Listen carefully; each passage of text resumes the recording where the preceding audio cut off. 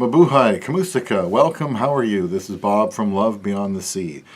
This video is part 3 of the series called Down-to-Earth Ways to Have a Heavenly Marriage. Practical, down-to-earth ways using the Word of God to have a marriage that will stick together, a marriage that will truly be the grace of life, the best there is. So, I'll just say this because I never remember, but please subscribe. You can please leave comments about anything here, like I've done in these other 2 videos to this series. Any ways that you love your wife, any ways, little ways that you show her that you care. I always think of things after I've done this video. Like, why didn't I write that down? So I know there's more ways out there, just simple ways that your wife appreciates things that you do that you think would work for other men.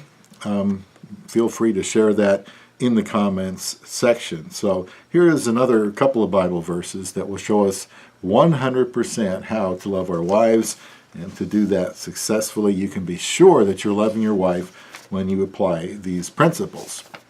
And don't forget to see a couple other videos I have. One is the Respect series on how to earn the respect of your Filipina, and then how to love your Filipina wife. Let's look at Ephesians 4, verses 1 through 3. I, therefore, a prisoner for the Lord, urge you to walk in a manner worthy of the calling to which you have been called, with all humility and gentleness, with patience, bearing with one another in love, eager to maintain the unity of the Spirit in the bond of peace. So this is something for all human relationships. Certainly it comes in with a husband and a wife as traits that you need to have. For example, this makes me ask some questions. Am I gentle towards my wife? Are we working through issues with togetherness? Do we go to bed angry, or do we try to smooth things out first? Am I teaching her the Bible? Am I often praying for her?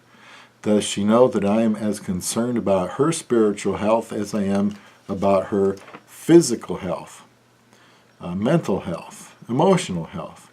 Do we talk about our spiritual commonalities? Do I ask her what she learned at church or what she is reading? And then let's look at Ephesians 5:25. Just read the verses, and probably you'll have to look them up yourself or listen to it again. This is the true and trustworthy Word of God, and that's why I'm sharing it, especially in relationship to marriage, because that is so important. Ephesians 5:25 through 33. Husbands, love your wives. This is a command. As Christ loved the church and gave himself up for her, that he might sanctify her, having cleansed her by the washing of water with the word, so that he might present the church to himself in splendor, without spot or wrinkle or any such thing, that she might be holy and without blemish. In the same way, husbands should love their wives as their own bodies. He who loves his wife loves himself. For no one ever hated his own flesh, but nourishes and cherishes it, just as Christ does the church, his wife, because we are members of his body. Therefore a man shall leave his father and mother, and hold fast to his wife, and the two shall become one flesh. This mystery is profound, and I am saying that it refers to Christ and the church. However, let each one of you love his wife as himself, and let the wife see that she respects her husband. And Paul here was revealing that what marriage was about, and it's a picture of Christ and the church. No longer a mystery, but if you wonder, why did people get married, and why did it work out this way? Why Adam and then Eve for Adam?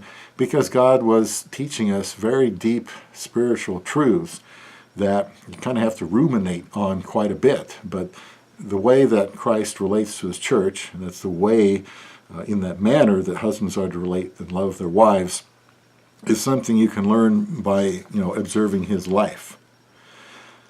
So, questions here. Does my wife think that my love is reliable? Does she think that my love is consistent? How else can I show my love to my wife? Are there activities I can reduce or even eliminate in order to have more time with my wife? Do we have spiritual conversations about what God has been teaching us? Do I feel joy when sacrificing for her in some way? Do I pray for her spiritual growth and development? Am I as concerned about her own well-being as I am my own? Are there things I can do so that I know that I love my wife as my own body? Now, some just practical, personal examples. I encourage my wife's spiritual growth by insisting that we go to church regularly, and this includes communion when it is offered. And we just got baptized about a month ago. We were both baptized as infants, but we thought we should get baptized as adults, so we just did that. Another example, I pray for my wife, excuse me, regularly throughout the day. Certain spots, certain places that I pass, and then they remind me to pray for her multiple times just at work. So, another example, I need to talk to her about the Bible more, and I have at times, but I need to do better by simply reading her the daily Bible verses a friend of mine sends me and some others in a group text. And I certainly try to talk about the Bible. If something big happens in the world, I try to say, well, it relates to the Bible in this way. Now, I did another example here. I did pray to find other Filipinas in my city so my wife can get to know someone to help her adjust to being away from home. This is what I would want for myself. I realized this would be difficult for her, making this transition from the Philippines to America, nearly 10,000 miles away from everyone. So I tried to anticipate things she would deal with when she arrived. Another example, I paid for certain tests for her months before she went to Manila for the interview, so that if something wasn't right, we would know about it and could deal with it ahead of time, because I wanted to see her as soon as possible. I have made sure anything she needed medically was taken care of when she got here and from here on out. Since my wife is typically frugal, she often balks at some of the things I want to do for her, but I'm responsible for taking care of her, and I want her healthy now and long after I'm gone. We went to her female doctor. We go there early every year for an annual physical. The first one showed she was very low in vitamin D, so we've supplemented with that. I've had to remind her to take it, and last time we tested she was around 60 or so, in the normal range, could be a little higher. And it's just amazing to me that being from the Philippines and all that sunshine, that she would be low, below low in vitamin D.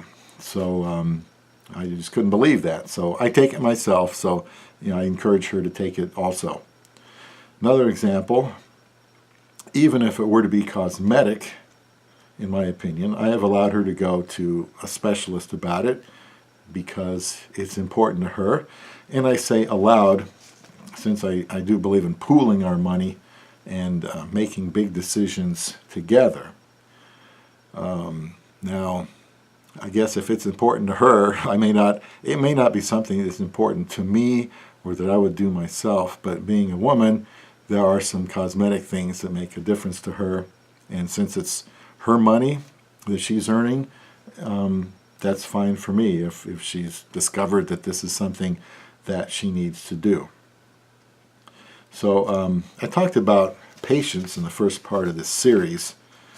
As far as gentleness, this would have to do with using kind words, not bad language, overlooking things she did that maybe you weren't happy with, and being forgiving.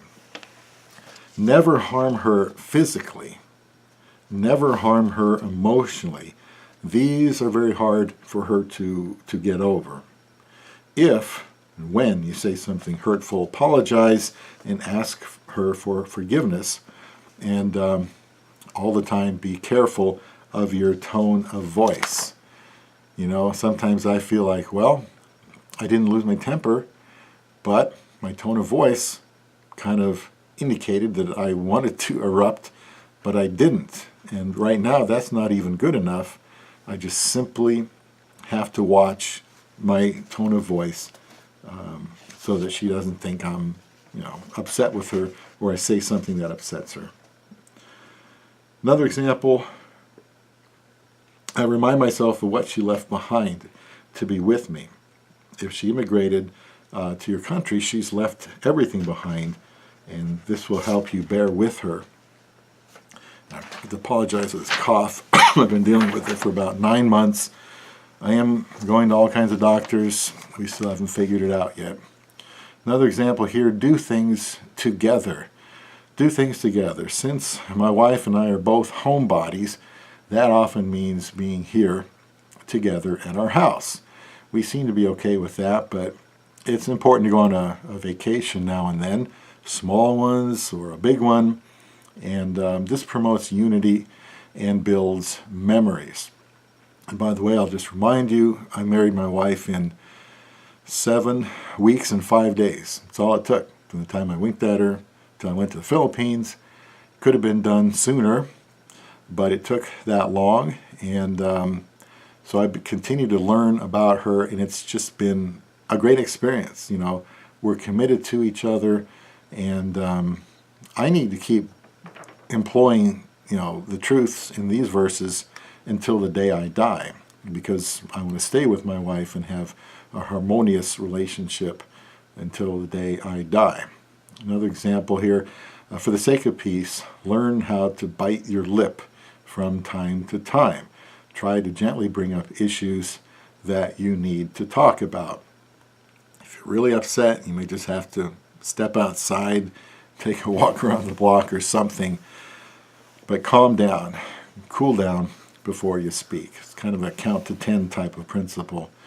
Now the Bible says, Ephesians 5:32, the husband loves his wife as himself, and this is both self-explanatory but also still very thought-provoking. Husbands, love your wives even as yourself. So as he loves his wife as his own body, I should say. The reason I'm setting these verses out for you is so you can make application in your own relationship with your Filipina and be a great husband and have a great marriage. And loving this way will be reciprocated by your love beyond the sea.